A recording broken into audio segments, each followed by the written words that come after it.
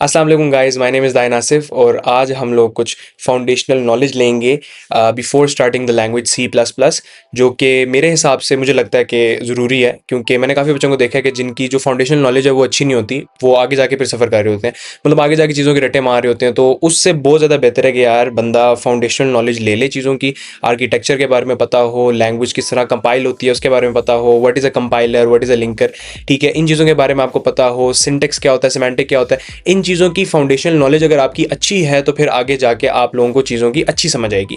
Memory management का क्या scene होता है, मेमोरी कैसे कंप्यूटर में मैनेज हो रही होती है, मेमोरी सीपीयू कैसे उसके साथ इंटरेक्ट करता है, और इस तरह की चीज़ें जो है ना, ये बहुत ज़्यादा ज़रूरी है, क्योंकि आगे जाके specially when you go the topic of pointers, तो वहाँ पर काफ़ी बच्चों को कन्फ्यूजन होती हैं। तो उस लिहाज से मैंने ये लेक्चर आज का रखा है। इस लेक्चर में या इस हमारे सेशन में जो है कुछ ऐसी चीज़ें डिस्कस करेंगे, जिस तरह फॉर एग्जांपल लैंग्वेज के पार्ट्स क्या होते हैं, रेंजेस क्या होती हैं, what is a statically type language, what is a dynamically type language. इस तरह की चीज़ें हम लोग जो हैं वो उनके बारे में डिस्कस करेंगे। और कुछ जो चीज़ें जो कि मुझे मुश्किल लगती थी अपने टाइम पे जब मैं प्रोग्रामिंग फंडामेंटल्स पढ़ रहा था, तो उस टाइम पे अगर मुझे कुछ फाउंडेशनल नॉलेज होती या कुछ हिंट मिलती, या जिस तरह मैंने इस चीज़ को सीखा है और मैं समझता हूँ कि मुझे उस तरह या उस तरह उस चीज़ को पढ़ाना चाहिए, तो उस तरह मैं कोशिश करूँगा कि आप लोगों को पढ़ाऊँ, बिल्कुल बेसिक से लेकर उसकी फाउंडेशन खड़ी करके उसके बाद उसके ऊपर वन बाय वन हम लोग बिल्डअप करते रहेंगे। कोई भी चीज़ आप लोगों को नहीं समझ आ रही, कोई भी चीज़ आप लोगों को मुश्किल लग रही है, किसी भी किस्म की कन्फ्यूजन है, तो डू कॉमेंट इट आउट, मैं डेफिनेटली उसका रिस्पॉन्स करूँगा। उसके अलावा मैं एक इंस्टाग्राम पेज भी बना रहा हूँ, जहाँ पर मैं अपनी कुछ इस तरह की चीज़ें जो, क्योंकि इंसान गलती हो जाती है इंसान से, तो अगर मेरी कोई चीज़ें मिस हो चुकी हैं वीडियोज़ में, मतलब वीडियो में ऑफकोर्स कोई चीज़ मेरे से रह गई है, तो वो मैं फिर इंस्टाग्राम पर अपलोड करता रहूँगा कि यार for example this is the topic that I taught, और उस टॉपिक में मैंने ये चीज़ जो है वो मिस कर दी थी, तो वो चीज़ मैं वहाँ पर डालता रहूँगा। या अगर कोई गलती हो गई हो मेरे से, क्योंकि यार आफ्टर ऑल मैं भी इंसान हूँ, तो वो वाली चीज़ें भी मैं इंस्टाग्राम पेज पर डालता रहूँगा।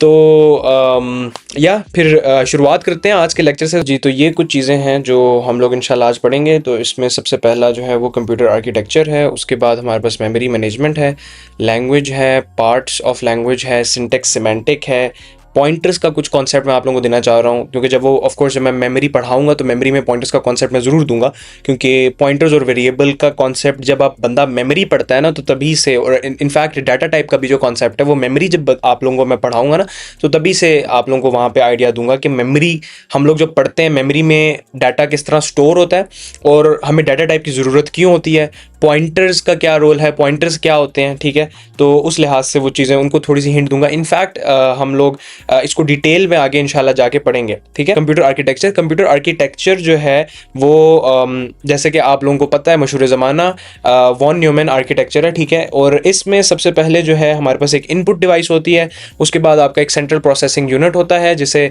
सीपीयू कहते हैं, उसके साथ एक मेमोरी यूनिट लिंक्ड होता है, और उसके बाद आपकी एक आउटपुट डिवाइस होती है। अब यहाँ पर हो क्या रहा है, यहाँ पर एक इनपुट डिवाइस है, input device could be anything, it could be your keyboard, mouse और एनी इनपुट डिवाइस, ठीक है। वहाँ से आप इनपुट देते हैं कंप्यूटर को, और वो जो कंप्यूटर को जो इनपुट मिलती है, कंप्यूटर उसको इंटरप्रेट करता है, कंप्यूटर उसको समझता है, कंप्यूटर ये देखता है कि उसने उसकी इनपुट से क्या करना है, और वो इनपुट को कैसे समझता है, सेंट्रल प्रोसेसिंग यूनिट की मदद से। सेंट्रल प्रोसेसिंग यूनिट के अंदर तीन जो है मेजर यूनिट्स होते हैं, which is a control unit, arithmetic logic unit, और उसके अलावा रजिस्टर्स होते हैं जो इन दोनों में पाए जाते हैं, और सीपीयू के अपने भी रजिस्टर्स होते हैं, उसके कुछ कैशे में भी होते हैं। वो आगे जाके जब आप लोग आर्किटेक्चर पढ़ेंगे तो उसमें आप लोगों को डिटेल में आइडिया हो जाएगा। और एक मेमोरी यूनिट होता है जो कि स्टोरेज को मैनेज करने के लिए होता है, और उसके बाद एक आउटपुट डिवाइस होती है जो कि आउटपुट देती है। तो आपने जो कंप्यूटर को इनपुट दी, वो कंप्यूटर उसको प्रोसेस करेगा, प्रोसेस करने के बाद उसका एक रिजल्ट निकालेगा, और वो रिजल्ट उसको हम आउटपुट कहते हैं, ठीक है। आगे हम आ जाते हैं लैंग्वेज के ऊपर। लैंग्वेज क्या है, जिस तरह हम लोग नॉर्मली लैंग्वेजेस का इस्तेमाल करते हैं अपनी डे टू डे लाइफ में कम्युनिकेट करने के लिए, इसी तरह कंप्यूटर से कम्युनिकेट करने के लिए भी एक लैंग्वेज होती है जिसे हम प्रोग्रामिंग लैंग्वेज कहते हैं। और हम लोग इंशाल्लाह इस लेक्चर के बाद और आगे भी सी प्लस प्लस ही पढ़ रहे होंगे एज अ फाउंडेशनल लैंग्वेज, क्योंकि सी प्लस प्लस में अगर आपकी फाउंडेशन अच्छी हो गई है, सी प्लस प्लस में अगर आपने ऊप अच्छी तरह पढ़ ली है, तो आपके लिए switching to any other language in the world is way easier as compare to कि आप अगर पाइथन शुरू में स्टार्ट कर लें, आप पाइथन लर्न करें और उसके बाद अगर आपने किसी और लैंग्वेज में जाना हो, स्पेशली जावा, तो आपको काफ़ी मसले आएंगे। तो सी प्लस प्लस मेरे हिसाब से हम सबको पढ़ाई जाती है। C plus plus is the core foundational language जो कि आपकी जो फाउंडेशनल नॉलेज है उसको अच्छा करेगी, आपकी बेसिक्स को अच्छा करेगी, तो आपके लिए switching in the end easier हो जाएगी। तो लैंग्वेज के कुछ पार्ट्स भी होते हैं। लैंग्वेज के पार्ट्स में जो है हमारे पास रिजर्व वर्ड्स आ जाते हैं, आइडेंटिफायर्स आ जाते हैं, ऑपरेटर्स, पंक्चुएशंस एंड लिटरल्स। अब मैं बारी बारी बताता हूँ। लैंग्वेज लिखते हैं तो मैं आप लोगों को ना लिख के साथ साथ बता देता हूँ। जब आप लोग लैंग्वेज लिख रहे होते हैं तो उस लैंग्वेज में आप लोगों के पास कुछ एक स्ट्रक्चर होता है, ठीक है। उस स्ट्रक्चर के अंदर कुछ रिजर्व्ड वर्ड्स होते हैं। एज अ नेम सजेस्ट, वो वर्ड्स रिजर्व्ड हैं। वो रिजर्व्ड क्यों है? क्योंकि हम उन वर्ड्स को यूज नहीं कर सकते। तो फॉर एग्जांपल, अगर मैं, आप लोगों ने देखा ही होगा लैंग्वेज में अगर हम लोग लिखते हैं हैश टैग इंक्लूड, ठीक है, या हम लोग लिखते हैं मेन, या हम लोग लिखते हैं रिटर्न, ठीक है, या हम लोग लिखते हैं प्रिंट, ठीक है। It could be different as well, मतलब कहीं पे प्रिंट एफ होगा, कहीं पे प्रिंट होगा। जैसे फॉर एग्जांपल पाइथन में प्रिंट है, सी में, सी प्लस प्लस में प्रिंट एफ, सी बेसिकली सी में प्रिंट एफ है, सी प्लस प्लस में सी आउट है। इस तरह के कुछ रिजर्व वर्ड्स होते हैं जो कि लैंग्वेज रिजर्व करती है अपने लिए, ताकि हम लोग उनको यूज ना कर पाए किसी भी पर्पस के लिए, उनको रिजर्व वर्ड्स कहते हैं। आइडेंटिफायर्स क्या होते हैं? आइडेंटिफायर्स वो वाले वर्ड्स होते हैं जो हम लोग खुद देते हैं किसी भी चीज को आइडेंटिफाई करने के लिए। So for example, if I create a variable, variable का कॉन्सेप्ट मैं अभी दूंगा आप लोगों को जब मैं मेमोरी पढ़ा रहा हूँ। तो फॉर एग्जांपल अभी आप लोग सिर्फ ये ले लें कि मैं एक बॉक्स क्रिएट करता हूं, ठीक है, एक ऐसा बॉक्स जिसके अंदर मैंने कुछ रखना है। प्रोग्रामिंग लैंग्वेज में मैं एक ऐसा बॉक्स क्रिएट करता हूं जिसके अंदर मैंने कुछ रखना है। उस बॉक्स को आइडेंटिफाई करने के लिए मैंने उसको कोई नाम देना है। कोई नाम जो मैं उसको दूंगा ना, that is called an identifier. So for example, अगर मैं उस बॉक्स को नाम देता हूं लेट्स सपोज अल्फा, तो वो जो अल्फा है ना, alpha, that is an identifier, ठीक है। उसके बाद हमारे पास ऑपरेटर्स आ जाते हैं। ऑपरेटर्स, जैसे कि आप लोगों को पता है कि ऑपरेटर्स जो हैं वो हमारे पास ऑपरेशन परफॉर्म करने के लिए होते हैं, और ऑपरेशन किन के दरमियान परफॉर्म करने के लिए होते हैं उनको हम ऑपरेंड्स कहते हैं।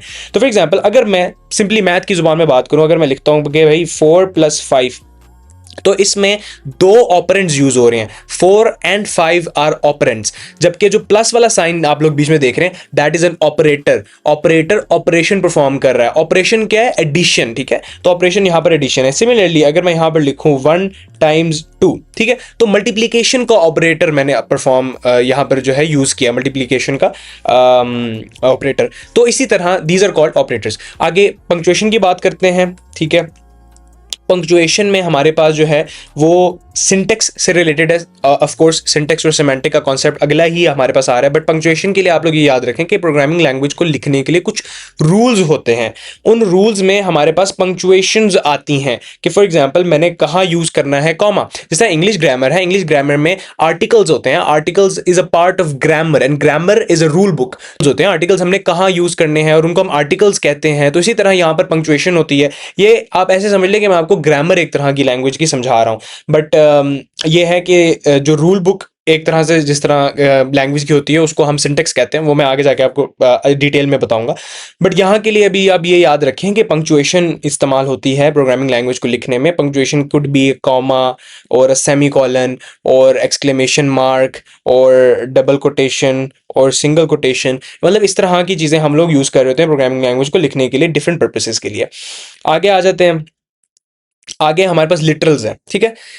लिटरल्स, अभी मैंने आपको बताया था कि आइडेंटिफायर एक चीज होती है, ठीक है। Identifier is a box. I told you guys to imagine a box, और उस बॉक्स को मैंने नेम देना है, और उसको मैंने नेम देना है, और वो जो भी नेम होगा वो एक हमारा आइडेंटिफायर होगा। अब हम बात करते हैं लिटरल की। उस बॉक्स के अंदर मैंने कोई चीज डालनी है। वो जो चीज होगी ना, वो जो वैल्यू होगी, वो जो चीज होगी, वो हमारे पास लिटरल होगा, ठीक है। तो लिटरल्स भी डिफरेंट टाइप्स के होते हैं, लेकिन आगे जाके मैं बताऊंगा कि लिटरल्स डिफरेंट टाइप्स के कैसे होते हैं, बट वो डाटा टाइप्स का टॉपिक है। बट अभी के लिए आप ये याद रखें, जैसे फॉर एग्जांपल मैं अगर एक बॉक्स बनाता हूं और उस बॉक्स का नाम मैं लेट्स सपोज दे देता हूं नेम, ठीक है। बॉक्स का नाम मैंने दे दिया नेम। नेम के अंदर मैंने वैल्यू या लिटरल, क्योंकि अभी हम लिटरल्स की बात कर रहे हैं, हमने लिटरल स्टोर किया दाइन, ठीक है। इसी तरह मैं एक और बॉक्स बनाता हूं और उस बॉक्स को मैं नाम देता हूं एज, ठीक है। उस एज के अंदर अब मैं एक और लिटरल स्टोर कर रहा हूं 19। अब ये दो लिटरल्स हैं और डिफरेंट टाइप्स के लिटरल्स हैं। ये जो टाइप है ना, type, this is called data type. Data type को हम आगे जाके मजीद अच्छी तरह समझेंगे अगले लेक्चर्स में, बट अभी के लिए these are the parts of language. ठीक है, अब हम आगे आ जाते हैं सिंटेक्स और सिमेंटिक के डिफरेंस के ऊपर। सिंटेक्स और सिमेंटिक का क्या डिफरेंस है, ठीक है, इसको हम लोग अंडरस्टैंड करते हैं।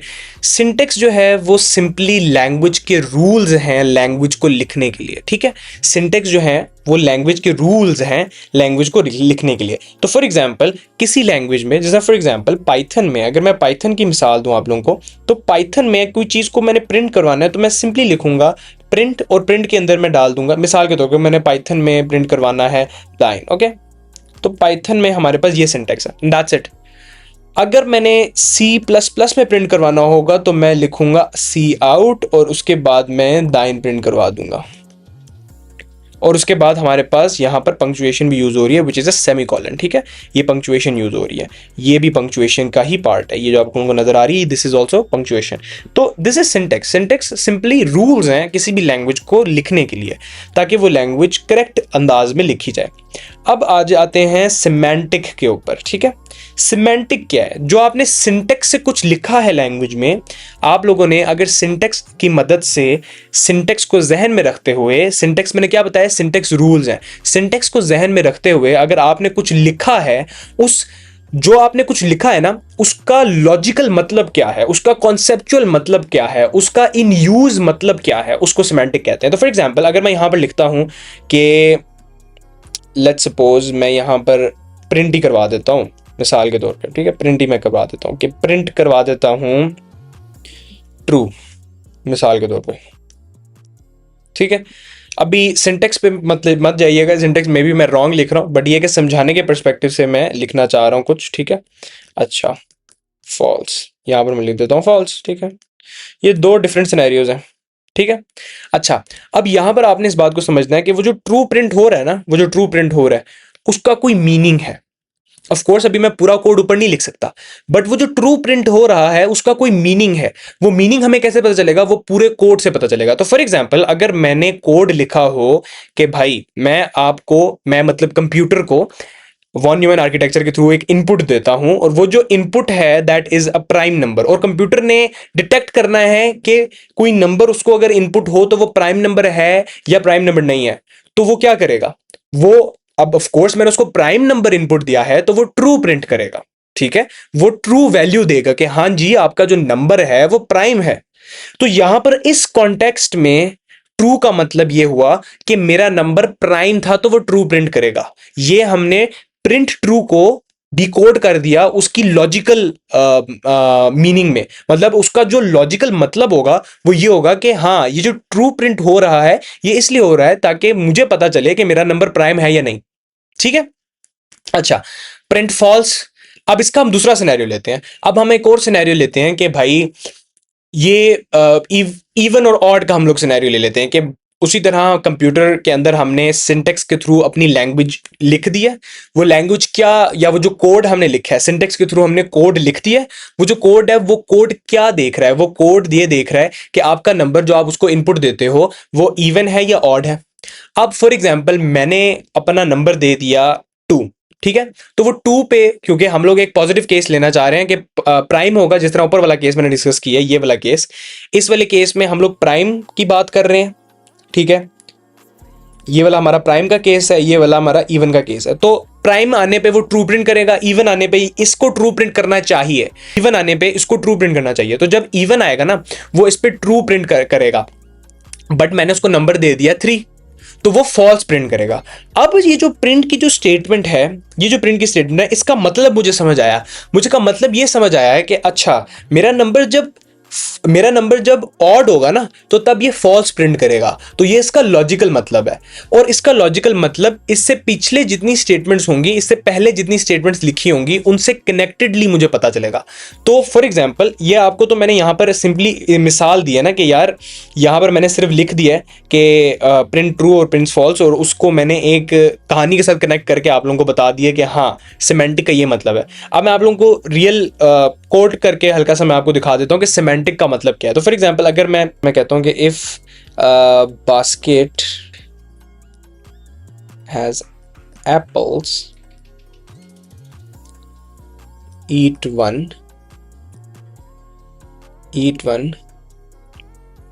and give two। अच्छा, यहां पर मैंने लिखा है कि अगर बास्केट में एप्पल्स हैं तो एक खा लो, eat one and give two to poor. ठीक है, तो ये मैंने लिखा हुआ है। अब अगर कोई बंदा मुझसे पूछेगा कि हाँ भाई ईट वन का क्या मतलब है, ठीक है, तो ईट वन का मतलब मुझे इससे पिछले वाली स्टेटमेंट से पता चलेगा। ईट वन अगर सिंपली ईट वन लिखा होगा, ऊपर नीचे कुछ भी नहीं लिखा होगा, तो मुझे उसका मतलब नहीं पता चलेगा। हाँ, सिंटेक्स का मैं बता सकता हूं।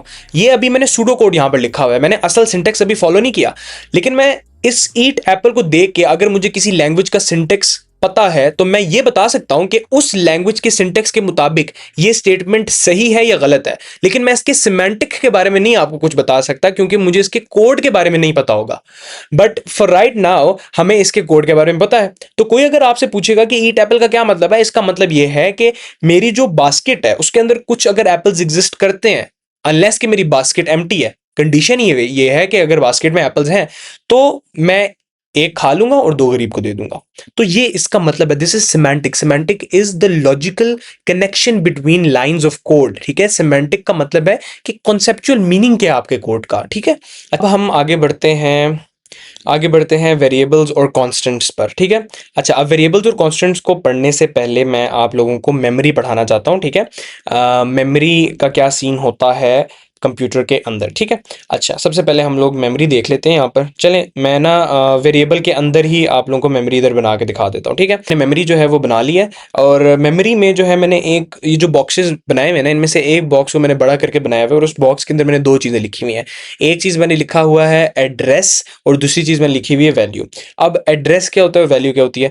मेमोरी के अंदर हर चीज़ सिक्वेंशियल ऑर्डर में पड़ी हुई होती है। सिक्वेंशियल ऑर्डर का मतलब ये है कि अगर मैंने मेमोरी में कोई चीज़ स्टोर करनी है, फॉर एग्जांपल अगर मैंने अपना नाम स्टोर करना है DYEN, तो DYEN कैसे पढ़ा होगा? DYEN ऐसे नहीं पढ़ा होगा, ऐसे कभी भी नहीं पढ़ा होगा। ठीक है, DYEN ऐसे भी नहीं पढ़ा होगा। ठीक है, DYEN सीक्वेंशियली पढ़ा होगा, विच मीन्स कि DYEN ऐसे पढ़ा होगा।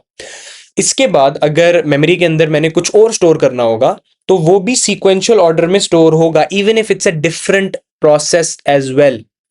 अगर आपके प्रोसेस के अंदर आपने दाइन स्टोर किया हुआ है, या आपका प्रोसेस की बाउंडिंग्स ये है, ठीक है, तो जो दूसरा प्रोसेस होगा ना वो यहीं से स्टार्ट हो जाएगा।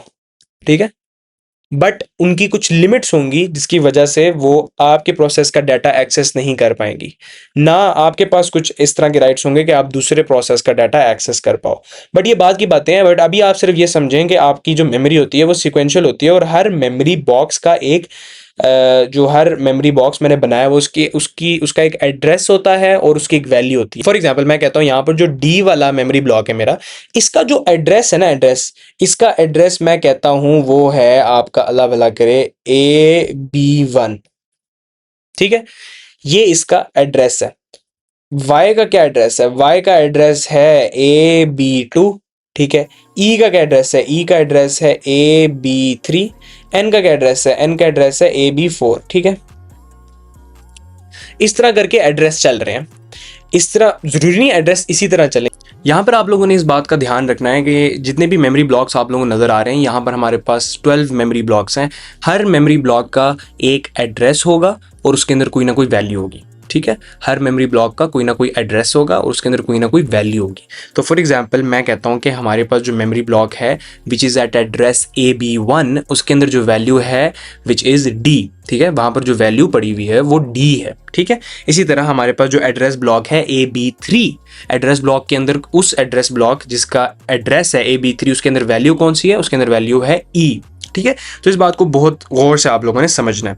अब मेमोरी आपको समझ आ गया कि मेमोरी के अंदर चीज़ें यूँ स्टोर होती हैं, हर एड्रेस ब्लॉक के अंदर कुछ ना कुछ स्टोर होगा, बट द थिंग इज़ कि मेमोरी के अंदर डायरेक्टली यूँ लेटर्स कभी भी स्टोर नहीं होते। मेमोरी के अंदर हमें पता है कि हम लोग कंप्यूटर से बात करते हैं, हम लोग कंप्यूटर की जो ज़ुबान है वो मशीन कोड है विच इज़ 0101, ठीक है, वो बाइनरी की ज़ुबान समझता है, वो 0 और 1 की ज़ुबान समझता है। तो कंप्यूटर के अंदर भी जब इस तरह मेमोरी के अंदर एक्चुअली डेटा पड़ा हुआ होगा, उस डाटा को हम लोग बाइनरी में रिप्रेजेंट करेंगे। तो यहाँ पर डी कुछ यूँ नहीं लग रहा होगा कि डी पड़ा हुआ होगा, वो डी की जो बाइनरी वर्जन होगा, और डी को बाइनरी वर्जन में कन्वर्ट कैसे करते हैं वो with the help of ASCII codes हम लोग करते हैं। उसका भी कॉन्सेप्ट इंशाल्लाह अगली आने वाली वीडियोस में मैं आपको दूंगा।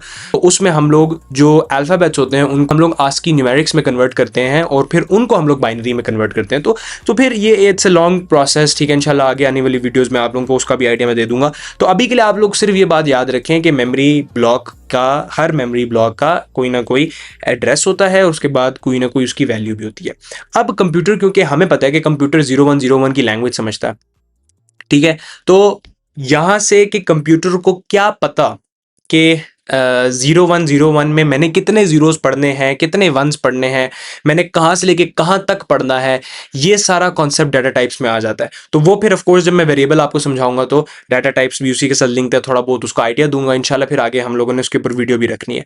अच्छा, अभी के लिए आप लोगों को मेमोरी का आइडिया हो गया। अब वेरिएबल क्या है, तो मैंने आप लोगों को जैसे वेरिएबल का बताया कि वेरिएबल इज अ बॉक्स। अभी मैंने पहले आप लोगों को सिंटेक्स में या मेरे ख्याल से ऊपर किसी टॉपिक में आपको मैंने मिसाल दी थी कि आप इमेजिन करें, हम लोग जब मेरे ख्याल से लैंग्वेज के पार्ट्स पढ़ रहे थे तो मैंने आप लोगों को बोला था कि आप एक बॉक्स इमेजिन करें और उस बॉक्स का कोई नाम होगा। वो जो बॉक्स है ना, दरअसल उस बॉक्स को हम लोग वेरिएबल कहते हैं, ठीक है। उस बॉक्स को मैं आप लोगों को कहता हूं कि फॉर एग्जांपल मेरा जो मेमोरी ब्लॉक है AB3, उसके अंदर क्योंकि ई पड़ा हुआ है, उसकी वैल्यू ई है, तो इस मेमोरी ब्लॉक का कोई नाम भी होना चाहिए, ठीक है। इस मेमोरी ब्लॉक का कोई नाम भी होना चाहिए। उस नाम को जब मैं उसको नाम दूंगा, इस मेमोरी ब्लॉक को मैं नाम दूंगा, इस वाले मेमोरी ब्लॉक को जब मैं नाम दूंगा तो उस नाम को मैं वेरिएबल कहूंगा, और variable refers to a box which has a value, ठीक है। तो इसको हम लोग वेरिएबल कहते हैं। और एक और जो इंपॉर्टेंट एस्पेक्ट है वेरिएबल का, वो वेरिएबल का एस्पेक्ट ये है कि वेरिएबल की वैल्यू जो है वो रन टाइम पे चेंज हो सकती है, ठीक है। तो वेरिएबल की वैल्यू, फॉर एग्जांपल अगर हमारा प्रोग्राम रन हो रहा है and it's in a process state, तो वो जो प्रोसेस है अब वो ड्यूरिंग एग्जीक्यूशन अगर वैल्यू चेंज करता है, तो फॉर एग्जांपल मैंने अपने नाम का पहला लेटर चेंज करना था, तो पहला लेटर अगर मैं चेंज कर पा रहा हूं, देन मुझे पता है कि ये जो मेमोरी ब्लॉक होगा ये वेरिएबल के, it refers to a variable, ठीक है। ये जो मेमोरी ब्लॉक होगा ये रेफर्स टू अ वेरिएबल, क्योंकि इसकी वैल्यू चेंज हो रही है, ठीक है, इसकी मैंने वैल्यू चेंज होने वाली रखी हुई है। बट अगर कोई ऐसा एलिमेंट हो जिसकी वैल्यू कांस्टेंट रहे थ्रू आउट द प्रोग्राम, और आप अगर चाहें भी उसकी वैल्यू चेंज करना तो ना कर पाए, तो उसको हम लोग कांस्टेंट कहते हैं, ठीक है। अगर कोई ऐसा मेमोरी ब्लॉक है, कोई ऐसी वैल्यू है जिसकी, कोई ऐसा मेमोरी ब्लॉक है जिसकी आप वैल्यू चेंज करना चाहते हैं, या कोई ऐसी वैल्यू है जो आप चेंज करना चाहते हैं एंड वो आप चेंज ना कर पाए, अगर आपका प्रोसेस ड्यूरिंग एग्जीक्यूशन वो चेंज ना कर पाए, तो उसको हम लोग कांस्टेंट कहते हैं। तो फॉर एग्जांपल यहाँ पर मैं थोड़ा सा सिंटेक्स आप लोगों को बता देता हूँ कि कांस्टेंट क्या होता है। सी प्लस प्लस में अगर मैं बात करूँ तो सी प्लस प्लस में हम लोग वेरिएबल बनाते हैं। मैंने वेरिएबल बनाया नेम, जिस तरह मैंने आपको पहले भी बताया था, मैंने वेरिएबल बनाया नेम, ठीक है। मैंने वेरिएबल बनाया एज, ठीक है।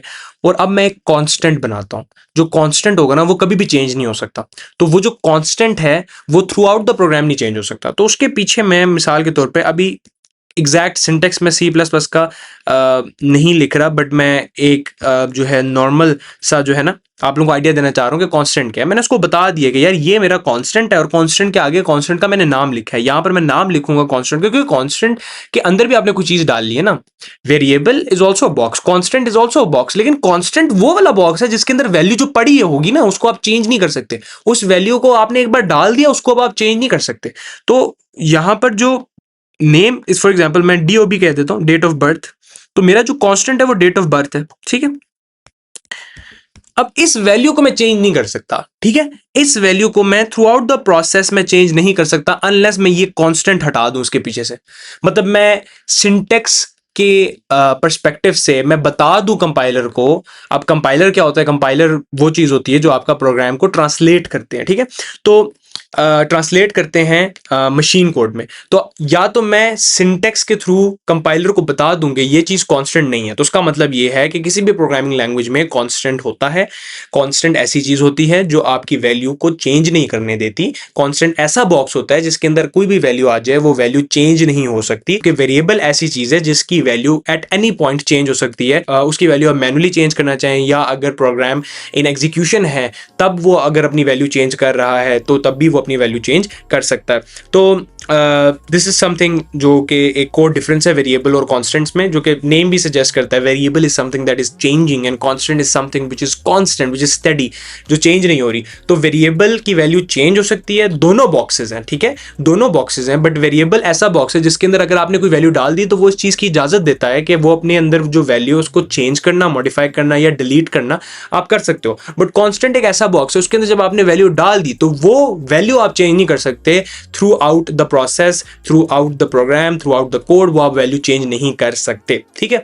अब हम आगे आ जाते हैं पॉइंटर्स के ऊपर। अब पॉइंटर्स का थोड़ा सा जस्ट मैंने ना टच देना आप लोगों को कि पॉइंटर्स का क्या कॉन्सेप्ट है। अब वेरिएबल्स और कॉन्स्टेंट तो मैंने आपको बता दिया, दोनों ऐसे बॉक्सेस होते हैं जिनके अंदर वैल्यूज होती हैं। अब मैंने आपको मेमोरी के बारे में भी बताया, मैंने आपको मेमोरी का जो लेआउट है, सीक्वेंशियल लेआउट है, उसके बारे में बताया। मैं होता है मेमोरी ब्लॉक के पास एड्रेस होता है और उसकी वैल्यू होती है। अच्छा, अब पॉइंटर भी एक बॉक्स है, मेमोरी में पॉइंटर भी एक बॉक्स है, ठीक है। जिस तरह वेरिएबल एक बॉक्स है, कांस्टेंट एक बॉक्स है, पॉइंटर भी एक बॉक्स है, लेकिन पॉइंटर के अंदर आप एक लिटरल की वैल्यू नहीं स्टोर करते, पॉइंटर के अंदर आप एड्रेस स्टोर करते हैं, ठीक है। तो यहां पर मैं आपको ना दोबारा एक बार मेमोरी बना के थोड़ा सा आइडिया दे देता हूँ, छोटी सी मेमोरी बनाता हूँ, ठीक है। मैंने आप लोगों को पहले भी बताया कि मेमोरी के अंदर एक एड्रेस होता है और उसकी एक वैल्यू होती है। तो अब मैं इनके एड्रेसेस भी लिख देता हूँ और इनकी वैल्यू भी लिख देता हूँ। तो फॉर एग्जांपल यहाँ पर ये वाला जो एड्रेस है ना, ये वाला जो एड्रेस है दैट इज AB1, ये वाला एड्रेस है AB2, ये वाला एड्रेस है AB3, ये वाला एड्रेस है AB4, ठीक है। ये मैंने इनके एड्रेसेस लिख दिए। अब मैं इनके अंदर वैल्यू डालना चाह रहा हूं, तो इसके अंदर वैल्यू पड़ी हुई है D, इसके अंदर पड़ी हुई है E, इसके अंदर उसके अंदर Y पड़ी हुई है, इसके अंदर E पड़ी हुई है, और इसके अंदर क्या वैल्यू पड़ी हुई है, इसके अंदर मैं एड्रेस स्टोर कर लेता हूं AB1 का, ठीक है। इसके अंदर मैंने एड्रेस स्टोर कर दिया, मतलब इसकी जो वैल्यू है वो एक्चुअल में एड्रेस है किसी और मेमोरी ब्लॉक का, ठीक है। ये जो एड्रेस है ये इस वाले मेमोरी ब्लॉक का एड्रेस ही मैंने स्टोर कर दिया, मैंने वैल्यू नहीं स्टोर की, मैंने एड्रेस स्टोर कर दिया। तो इस वाले मेमोरी ब्लॉक को, या ऐसा मेमोरी ब्लॉक जिसके अंदर किसी और मेमोरी ब्लॉक का एड्रेस मौजूद हो, और अगर वो इसको मैंने किसी नेम से आइडेंटिफाई करवाया हुआ हो, अभी ऊपर मैंने आइडेंटिफायर्स पढ़ाए हैं, तो उस आइडेंटिफायर को पॉइंटर कहते हैं, उस आइडेंटिफायर को पॉइंटर कहते हैं। अभी मैंने आप लोगों को ऊपर आइडेंटिफायर्स पढ़ाए हैं, यहां पर ये रहे, ठीक है। ये आइडेंटिफायर्स में आपके वेरिएबल नेम्स भी आते हैं, जो कि यहां पर मैंने मिसाल भी लिखी हुई है, नेम, एज, ठीक है। वेरिएबल इज समथिंग जो कि चेंज हो, कांस्टेंट इज समथिंग जो कि चेंज ना हो, ठीक है। तो ऐसा मेमोरी ब्लॉक जो किसी और मेमोरी ब्लॉक का एड्रेस अपने अंदर स्टोर करे, ऐसा बॉक्स जो किसी और मेमोरी ब्लॉक का एड्रेस अपने अंदर स्टोर करे, और उस बॉक्स का कोई नाम हो, कोई आइडेंटिफायर हो, उस आइडेंटिफायर की एक मैंने टाइप बना दी, उसको मैं कहता हूं पॉइंटर, उसको मैं स्पेशल ट्रीट करता हूं, उसको मैं वेरिएबल नहीं कहता, उसको मैं कांस्टेंट नहीं कहता, उसको मैं पॉइंटर कहता हूं, ठीक है। ये एक बस छोटा सा कॉन्सेप्ट है, ये मैंने आप लोगों को देना है। आप लोगों ने भी सिर्फ ये याद रखना है कि पॉइंटर इज समथिंग जो वेरिएबल की तरह अपने अंदर एक वैल्यू स्टोर करता है, बट वो वैल्यू एक कोई स्ट्रिंग लिटरल नहीं होता, वो वैल्यू कोई इंट नहीं होती, वो वैल्यू कोई और चीज नहीं होती, वो और कोई डेटा टाइप नहीं होती।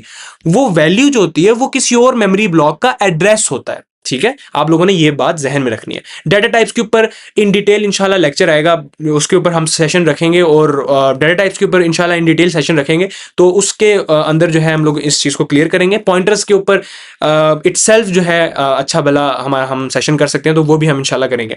अच्छा, कुछ कॉन्सेप्ट आप लोगों को डाटा टाइप का भी देना चाहता हूं कि डाटा टाइप क्या होता है। मैंने आपको वेरिएबल बता दिया कि भाई मैंने वेरिएबल बनाया नेम के अंदर मैंने 9 स्टोर किया, एज के अंदर 19 स्टोर किया, ठीक है। अब फॉर एग्जांपल मैं कहता हूं कंप्यूटर को कि यार आप ना, मैं कंप्यूटर को कहना चाहता हूं कि एज के अंदर 2 ऐड कर दो। अब जैसे मैंने आप लोगों को बताया कि मेमोरी के अंदर डाटा, जो कंप्यूटर है ना, कंप्यूटर बाइनरी की जुबान समझता है। लेट्स अज्यूम कि मेमोरी के अंदर, वैसे मेमोरी के अंदर डाटा रिप्रेजेंटेशन हेक्सा में है, लेकिन अज्यूम करें अभी के लिए कि मेमोरी के अंदर मैंने बाइनरी में रिप्रेजेंट किया हुआ, क्योंकि कंप्यूटर तो बाइनरी समझता है ना इन दी एंड, बिल्कुल कोर लेवल पे कंप्यूटर तो बाइनरी ही समझेगा ना। तो आप अज्यूम करें कि मैंने जो है 19 मेमोरी के अंदर स्टोर किया हुआ है, ठीक है, ये है 19 की बाइनरी, ठीक है। अब ये हमारे पास 19 की जो है वो बाइनरी पड़ी हुई है, ठीक है। अब कंप्यूटर को मैंने बोला है कि भाई मेरी एज में ना, एज में 2 का इजाफा कर दो, 2 इंक्रीज कर दो एज के अंदर, ठीक है। तो वो उसने बना देना है इसको 21। लेकिन मैंने आप लोगों को भी बताया कि मेमोरी में जो डाटा पड़ा हुआ होता है वो सीक्वेंशियली पड़ा हुआ होता है। इसका मतलब ये है कि मेरे पास अगर ये मेमोरी है और ये मेमोरी कंटिन्यू कर रही है, मतलब ये कि ये मेमोरी लेफ्ट तरफ भी बढ़ रही है यूं करके, ठीक है, यूं, ये राइट तरफ भी बढ़ रही है यूं करके, यूं, ठीक है।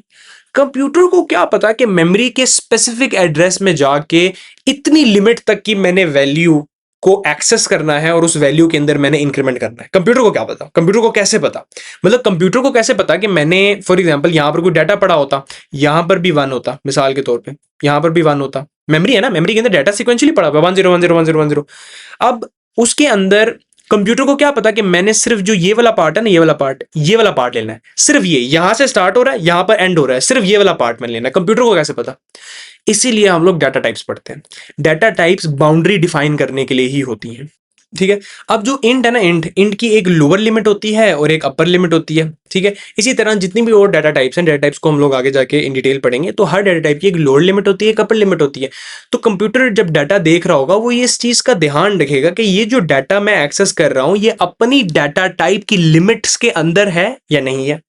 तो उस हिसाब से फिर डाटा प्रोसेसिंग होती है, उस हिसाब से फिर पता चलता है। तो अब यहाँ पर जो डाटा पड़ा हुआ है, फॉर एग्जांपल ये वाला जो डाटा पड़ा हुआ है, ये तो बाउंडिंग है ना, तो ये जो बाउंडिंग है ये सीपीयू या ऑपरेटिंग सिस्टम बता रहा होता है कि हाँ आपने इस चीज़ को एक्सेस नहीं करना, तो वो इसी चीज़ को एक्सेस करेगा। बट द फैक्ट कि ये डाटा करेक्टली स्टोर्ड है, ये डाटा अपनी लिमिट्स में जा रहा है, ये डाटा अपनी लिमिट्स में जा रहा है, ये जो है हमें डाटा टाइप चीज़ें बता रही होंगी। अच्छा, अब इसी के साथ साथ एक और इंटरप्रिटेशन आती है कि सीपीयू को तो अब पता चल गया कि सीपीयू ने कौन सा डाटा लेना है, सीपीयू ने आइडेंटिफाई कर लिया कि उसने कौन सी स्पेसिफिक बिट्स लेनी है और उनके अंदर उसने इंक्रीमेंट करना है। बट उसको ये कैसे पता चलेगा कि उसने डाटा को इंटरप्रेट कैसे करना है? मतलब ये कि अभी मैंने आपको थोड़ी देर पहले बताया था कि जिस तरह मेरा नाम है DYEN, वो DYEN भी मेमोरी के अंदर at its very core binary में पड़ा होगा। तो प्रोसेसर को या सीपीयू को क्या पता कि उसने उसको एक अल्फाबेट में कन्वर्ट करना है या उसने उसको एक इंटीजर में कन्वर्ट करना है या नंबर में कन्वर्ट करना है, उसको कैसे पता?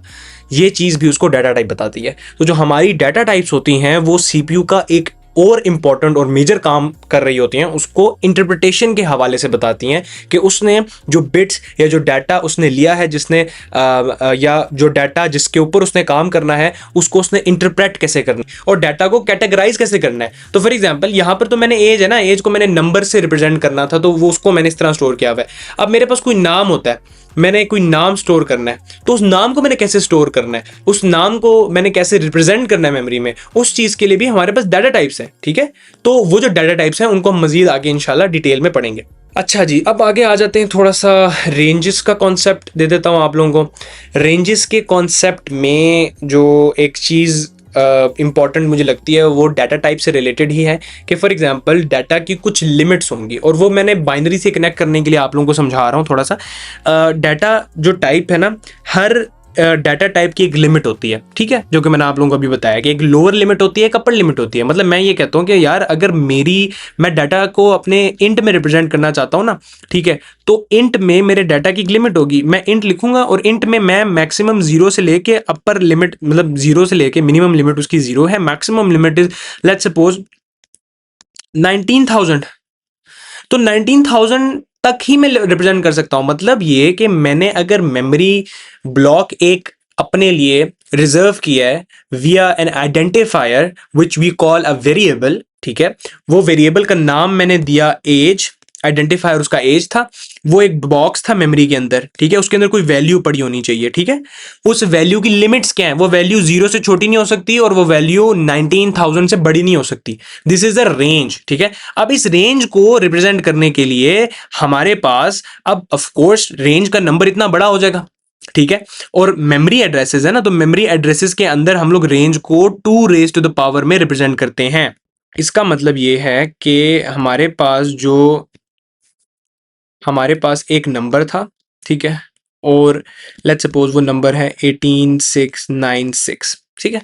लेट्स सपोज मैं कहता हूं कि वो 2 raise to the power x में मैंने रिप्रेजेंट कर दिया, ठीक है। जिस तरह फॉर एग्जांपल हम लोग करते हैं कि हमारे पास जो 16 है ना, 16 वो 2 रेज टू द पावर 4 में रिप्रेजेंट हो जाता है। हमारे पास 8 है, वो 8 है 2 रेज टू द पावर 3 में रिप्रेजेंट हो जाता है, ठीक है। तो इसका क्या मतलब है, ये जो 3 है ना, 3 का मतलब ये है कि मुझे दे दो 3 बिट्स, मुझे दे दो तुम 3 बिट्स, पहली ये वाली बिट दे दो, दूसरी ये वाली, तीसरी ये, 3 बिट्स दे दो। अब 3 बिट्स में, क्योंकि मुझे पता है मैं बाइनरी में खेल रहा हूं, बाइनरी में या 0 आएगा या 1 आएगा, मैं कहता हूं इन 3 बिट्स में कोई भी कॉम्बिनेशन ले लो 0 1 का, चाहे 0 यहां लिख लो, 1 यहां लिख लो, 0 यहां लिख लो, या चाहे 1 यहां लिख लो, 0 यहां लिख लो, 1 यहां लिख लो, या चाहे आप तीनों 1 कर दो। मैं ये कह रहा हूं कि 8 डिजिट्स तक, 0 से लेके 7 तक, इन 3 डिजिट्स में रिप्रेजेंट हो जाएंगे, ठीक है। मैं ये कह रहा हूं कि 0 से लेके 7 तक जो रिप्रेजेंटेशन है वो इन 3 डिजिट्स में हो जाएगी। 111 इज 7 और एनी अदर कॉम्बिनेशन इज 7 और लेस देन 7, ठीक है। 0 से नीचे हम नहीं जा सकते। तो जैसे आप लोगों को पता है, यहां पर अगर मेरा कॉम्बिनेशन मैं यहां पर ये बना लूं, 0 0 0 कर दूं, मेरे पास 0 बन जाएगा। यहां से मैं 1 भी बना सकता हूं, ठीक है। तो अब मेरे पास आंसर 1 आ जाएगा। उसके बाद इसको मैंने यूं कर दिया तो मेरे पास आंसर 2 आ जाएगा। तो इस तरह करते करते 7 तक मैं रिप्रेजेंट कर सकता हूं। तो वो 8 नंबर्स बनते हैं, 8 डिफरेंट नंबर्स बनते हैं, उनको मैं रिप्रेजेंट कर सकता हूं। इसी तरह यहां पर जो ये 2 raised to power 4 है, इसका मतलब ये है कि मेरे पास 16 डिफरेंट नंबर्स को मैं 4 बिट्स में रिप्रेजेंट कर सकता हूं, ठीक है। 16 डिफरेंट नंबर्स को मैं 4 बिट में रिप्रेजेंट कर सकता हूं, जिसमें से जो मैक्सिमम नंबर बनेगा 1111 विच इज 15 बनेगा मैक्सिमम नंबर, ठीक है। तो 16 डिफरेंट नंबर्स है मेरे पास, उनको मैं 4 बिट्स में रिप्रेजेंट कर सकता हूं। ये मुझे ये इंफॉर्मेशन दे रहे हैं। इसी तरह मेरे पास 18,696 नंबर्स हैं, जिनको मैं कितनी डिजिट्स में, कितने डिजिट्स में, बाइनरी डिजिट्स में रिप्रेजेंट कर सकता हूं, वो मुझे ये एक्स बता देगा, ठीक है। आप लोगों ने इस बात का ध्यान रखना है। अब ये बात क्यों जरूरी है, ये बात मैं क्यों बता रहा हूं अभी, ये जब मैं रेंजेस पढ़ाऊंगा आगे जाके डाटा टाइप्स में, वहां पर आप लोगों को मदद करेगी, ठीक है। ये कॉन्सेप्ट होना जरूरी है। अच्छा जी, इस कॉन्सेप्ट को आप खुद भी टेस्ट कर सकते हैं, आगे भी देख सकते हैं। तो आगे चलते हैं लास्ट चीज पर, which is compilation of code, ठीक है। कि आपका जो कोड है वो कैसे कंपाइल होता है। आपका जो कोड है वो सोर्स कोड से लेकर, अभी मैंने प्री प्रोसेसर डायरेक्टिव्स भी नहीं पढ़ा है, वो मैं इसी में पढ़ा दूंगा। प्री प्रोसेसर डायरेक्टिव्स का आइडिया दे दूंगा कि क्या होता है, ठीक है। तो वो सोर्स कोड से लेके एंड तक वो आपकी कंपाइलेशन कैसे होती है, वो हम लोग देख लेते हैं। And I believe this is not the last thing, इसके बाद हमने 2-3 चीज़ें और भी पढ़नी है। हाँ, हमने जो है वो statically typed, dynamically typed, strongly typed और वीकली टाइप्ड जो है ना, ये चीज़ें पढ़नी है। ये बस छोटी छोटी सी चीज़ें हैं, इनमें कोई इतना तो खास चीज़ नहीं है। बट अभी के लिए आप ये देखें, आपके पास एक सोर्स कोड होता है, ठीक है। वो जो सोर्स कोड होता है वो आपका कोड होता है, वो आपका मेन कोड होता है, ठीक है, जिसको आप सोर्स कोड कहते हैं, जो आप खुद टाइप करते हैं। उस कोड के अंदर आपने सिंटेक्स को मद्देनजर रखते हुए आपने लाइंस लिखी हुई होंगी, आपके पास आइडेंटिफायर्स होंगे, आपके पास वेरिएबल्स होंगे, आपके पास पॉइंटर्स होंगे, ठीक है। उस कोड को हम लोग सोर्स कोड कहते हैं, जो आप लोग लिखते हैं, ठीक है। अच्छा, अब उस सोर्स कोड के ऊपर हर प्रोग्रामिंग लैंग्वेज में, मतलब मोस्टली जितनी भी प्रोग्रामिंग लैंग्वेजेस हैं, उनके साथ प्री प्रोसेसर डायरेक्टिव्स होते हैं। अब प्री प्रोसेसर डायरेक्टिव्स ये क्या बला है? प्री प्रोसेसर डायरेक्टिव्स जो हैं हमारे पास, अगर मैं सी प्लस प्लस की एग्जांपल लूं कि हम लोगों ने आगे सी प्लस प्लस पढ़ना है, तो सी प्लस प्लस पे हम लोग यूं करके कुछ लिखते हैं, हैशटैग इंक्लूड, ठीक है। ये जो ना, ये इंस्ट्रक्शन मैंने लिखी है, इसको स्पेशल इंस्ट्रक्शन कहते हैं, इसको pre processor instruction, pre processor directive कहते हैं। ये कर क्या रही होती है? ये बेसिकली डेफिनेशन प्रोवाइड कर रही होती है ऐसे फंक्शंस के लिए जो बिल्ट इन होते हैं। तो for example C plus plus में हमारे पास अगर कोई फंक्शन बिल्ट इन है, फॉर एग्जांपल वो जो बिल्ट इन फंक्शन है, इसको मैं थोड़ा सा, मैं इसकी जो डेफिनेशन में याद दे रहा हूँ, क्योंकि मेरा जो कैमरा है वो यहाँ पर है। फॉर एग्जांपल आपके कोड में जो है वो प्रिंट एफ आपने कहीं पे यूज किया हुआ है, A printf is a built-in function. Printf is already defined function. You don't have to write that function. अब functions क्या होते हैं वो भी आगे जाके मैं आपको बताऊंगा. अब आप अभी आप सिर्फ ये सोच लें कि एक function एक ऐसी चीज़ है जो मेरा काम आसान कर देती है. function एक ऐसी चीज़ है जिसको मैं बार बार different purposes के लिए यूज कर सकता हूँ. तो printf करने के लिए आप स्क्रीन पे कोई चीज़ प्रिंट करवाते हैं. वो प्रिंट किस तरह होती है? वो printf वाले फंक्शन के थ्रू प्रिंट होती है. इस printf फंक्शन को का जो नाम है वो printf है. ठीक है. अच्छा, अब ये जो फंक्शन है ना, प्रिंट फंक्शन, इस फंक्शन को कंप्यूटर को कैसे पता कि इस फंक्शन के अंदर क्या लिखा हुआ है? इस फंक्शन की जो इंप्लीमेंटेशन होती है वो लाइब्रेरी फाइल्स में होती है. ठीक है.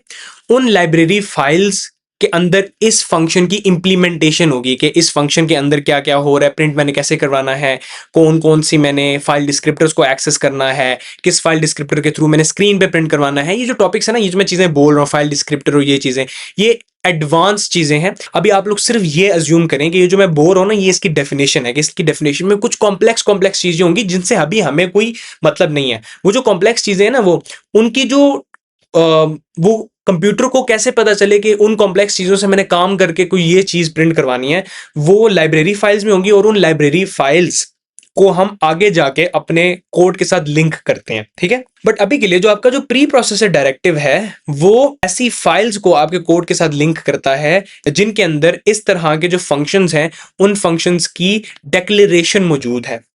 अब डिक्लेरेशन और डेफिनेशन में भी फर्क है. वो जो मैं फंक्शन आगे आगे जाके आपको बताऊंगा तो उसमें इंशाल्लाह डिटेल में बताऊंगा. बट अभी के लिए आप ये समझ जाएं कि अगर मैंने एक वेरिएबल बनाया है नेम, बस मैंने वेरिएबल बना के छोड़ दिया है, मैंने उसके अंदर कोई वैल्यू नहीं थी, तो मैंने डिक्लेयर कर दिया. This is declaration. मैंने डिक्लेयर कर दिया कि हाँ, कंप्यूटर को पता चल गया है कि एक वेरिएबल है जिसका नाम है नेम, लेकिन उसके अंदर कोई वैल्यू नहीं दी मैंने. This is simply a declaration. हाँ जी. अब अगर मैं इसके अंदर कोई वैल्यू दे दूंगा ना, मैं नेम के अंदर कह दूंगा अली, तो अब मैंने इस वेरिएबल को डिफाइन कर दिया, मैंने बता दिया कि इसके अंदर क्या वैल्यू है. This is definition. ठीक है. तो वेरिएबल डिक्लेरेशन ये है, वेरिएबल डेफिनेशन ये है. इसी तरह जो ये फंक्शन है, इस फंक्शन की डिक्लेरेशन, ठीक है, इस फंक्शन की जो डिक्लेरेशन जिस फाइल में होगी उस फाइल को ये प्री प्रोसेसर डायरेक्टिव्स आपके सोर्स कोड के साथ लिंक करते हैं. ठीक है. उस फाइल को आपके सोर्स कोड के साथ लिंक करते हैं प्री प्रोसेसर डायरेक्टिव्स, या इन्हें हम स्पेशल इंस्ट्रक्शंस भी कहते हैं. ठीक है. ये जो एक मॉडिफाइड सोर्स कोड निकालते हैं, वो जो सोर्स कोड है वो कंपाइलर के पास जाता है.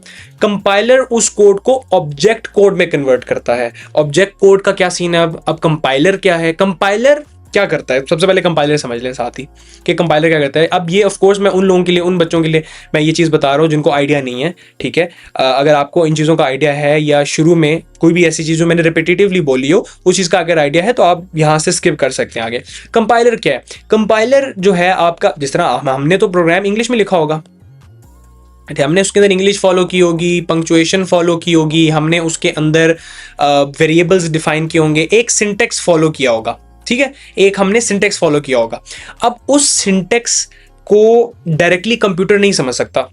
कंप्यूटर क्योंकि 0101 की लैंग्वेज समझता है, तो कंप्यूटर को कोई ट्रांसलेटर चाहिए बीच में. तो कंप्यूटर के लिए जो ट्रांसलेटर होता है फॉर C++ प्रोग्रामिंग लैंग्वेज या कोई भी ऐसी लैंग्वेज जो कि कंपाइल्ड लैंग्वेज है, उस ऐसी लैंग्वेज जो कि कंपाइल्ड लैंग्वेज है, मतलब ये कि वो लैंग्वेज ट्रांसलेट सिर्फ कंपाइलर के थ्रू ही होती है. Simply a translator of your source code. आपका जो भी सोर्स कोड होगा, जो आप लिखेंगे सोर्स कोड क्या होता है? मैंने आपको अभी ऊपर बताया कि सोर्स कोड जो आप लिखते हैं, आप जो अपने कस्टम आप एक कोड लिखते हैं जिससे आपने कंप्यूटर से कोई काम लेना होता है, आपने कंप्यूटर को बताना होता है कि भाई ये काम करो. ठीक है.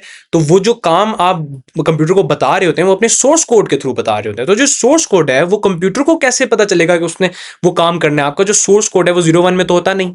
आपका जो सोर्स कोड है, कंप्यूटर तो क्योंकि बाइनरी लैंग्वेज समझता है, तो कंप्यूटर तो वो आपका सोर्स कोड नहीं समझ सकता ऐसे. तो उसको एक ट्रांसलेटर की जरूरत है. उस ट्रांसलेटर को हम कंपाइलर कहते हैं. ठीक है. इसी तरह का एक और ट्रांसलेटर होता है जिसे हम असेंबलर कहते हैं. ठीक है. कंपाइलर जो है आपका जो कंप्लीट सोर्स कोड है ना, शुरू से लेके एंड तक, आपका जो कंप्लीट सोर्स कोड है उसको शुरू से लेके एंड तक फुली कंपाइल करेगा. मतलब ये आपने एक बार कोड लिख दिया, वो शुरू से लेके एंड तक एक टाइम पे ही सारी ट्रांसलेशन करेगा. ठीक है. मतलब ये कि वो शुरू से लेके एंड तक एक टाइम पे ही सारे कोड को 0 1s में कर देगा. जबकि जो असेंबलर होता है, असेंबलर क्या करता है? Assembler line by line translate करता है, ठीक है। आपने 4-5 लाइनें लिखी, उसने उनको ट्रांसलेट कर दिया, फिर आपने लिखी, फिर उसने उनको ट्रांसलेट कर दिया, ठीक है। इस तरह करके असेंबलर काम कर रहा होता है।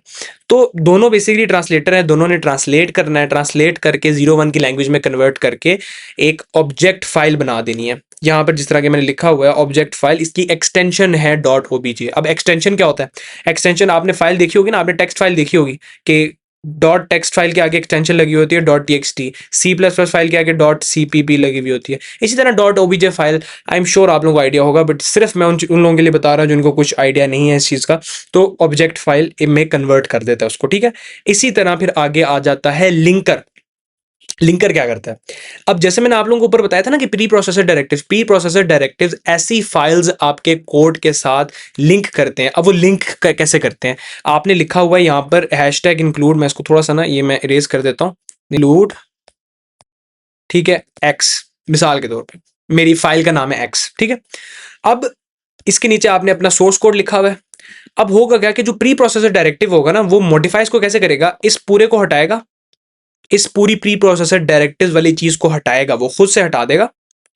और उसके बाद एक्स का जितना भी कंटेंट आपके प्रोग्राम में नेसेसरी था, फॉर एग्जांपल एक्स के अंदर जो मौजूदा फंक्शंस हैं एक्स फाइल के अंदर, वो मैंने यहां पे यूज किए हुए हैं, वो मैंने यहां पे यूज किए हुए, दो जगह यूज किए हुए हैं।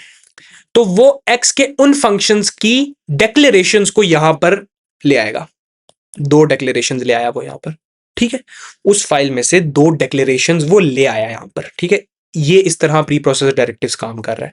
आपका सोर्स कोड चेंज हो गया है, ठीक है। इस तरह प्री प्रोसेसर डायरेक्टिव काम कर रहा होता है।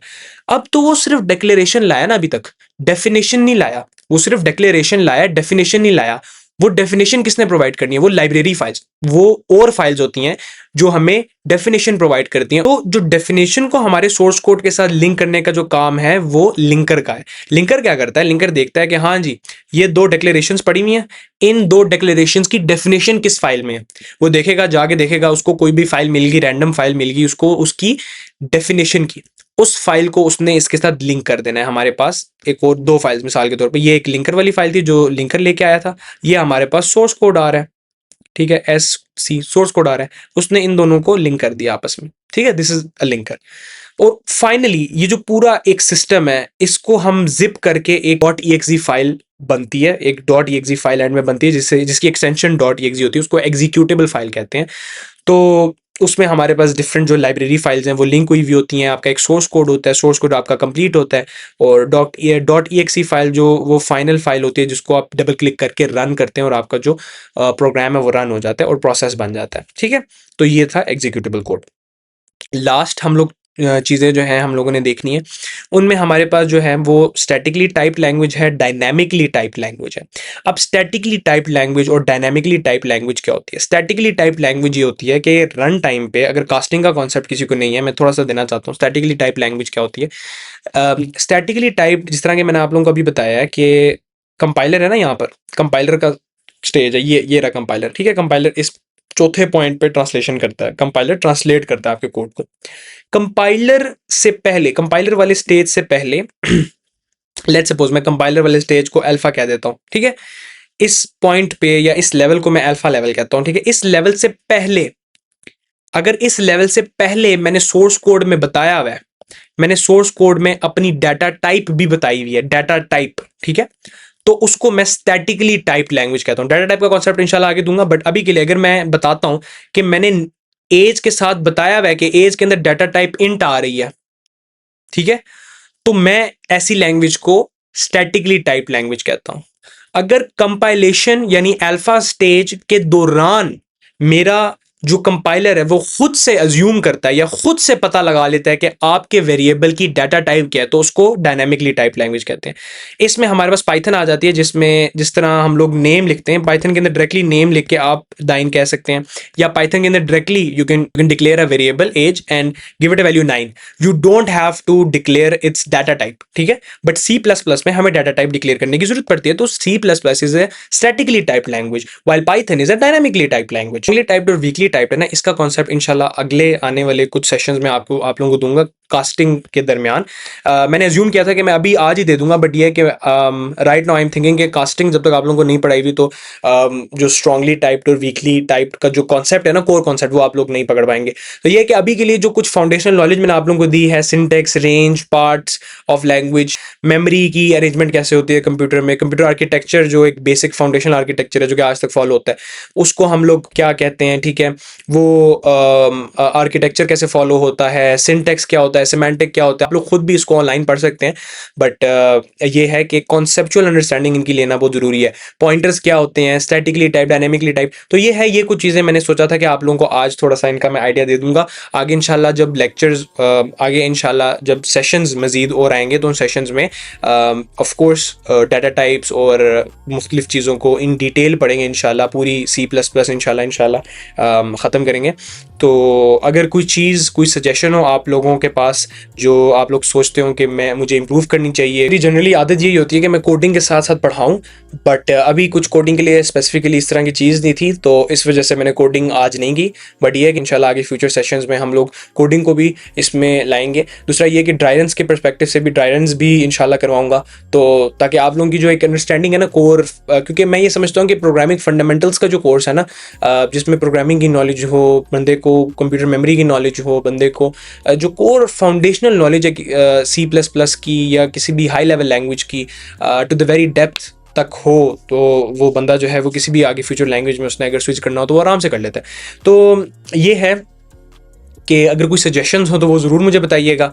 कोई और चीज़ आप लोगों की तरफ से हो, फीडबैक हो, वो ज़रूर शेयर कीजिएगा, मैं ज़रूर पढ़ूंगा। अब ये हम लोग सीरीज स्टार्ट करें, मेरी कोशिश ये होगी कि मैं जो हूँ 2 वीडियोज़ अ वीक या maybe 1 video per week तो इंशाल्लाह मैं ज़रूर डालूँ। ठीक, बाकी अगर आप लोगों को कोई स्पेसिफिक टॉपिक चाहिए कि यार ये पहले पढ़ा दो, तो मैं वो भी इंशाल्लाह करने के लिए तैयार हूँ, मैं वो पहले पढ़ा दूंगा। कोई स्पेसिफिक टॉपिक हो प्रोग्रामिंग फंडामेंटल से रिलेटेड, यार के रिकर्जन पढ़ा दे पहले या कोई इस तरह की चीज़, मैं अभी इसको सिक्वेंशली लेके जाना चाह रहा हूँ कि यार आज का इंट्रोडक्टरी लेक्चर था, उसके बाद हम लोग data types and then variables and then functions, और उसके बाद फिर फंक्शंस के बाद जाके रिकर्जन आती है, तो वो पढ़ाऊँ एंड देन इंशाल्लाह we would move on to OOP as well. तो ये है कि C++ इंशाल्लाह कंप्लीटली पढ़ानी है। बाकी ये है कि कोई भी सजेशन हो, कोई भी एडवाइस हो, ज़रूर शेयर कीजिएगा। कोई चीज़ मुझे बाद में पता चलती है जो मैं मिस कर देता हूँ, तो वो चीज़ ज़रूर ऑफ कोर्स मैं अपने इंस्टाग्राम पेज पे शेयर कर दूंगा, या अगर कोई बड़ी चीज़ है तो ऑफ कोर्स वो मैं यूट्यूब वीडियो फिर बना दूंगा उसके बारे में। इंस्टाग्राम के पेज का लिंक मैंने डिस्क्रिप्शन में दिया हुआ है, डू फॉलो मी। बाकी मुलाकात होती है इंशाल्लाह नेक्स्ट वीडियो में। अल्लाह हाफिज़।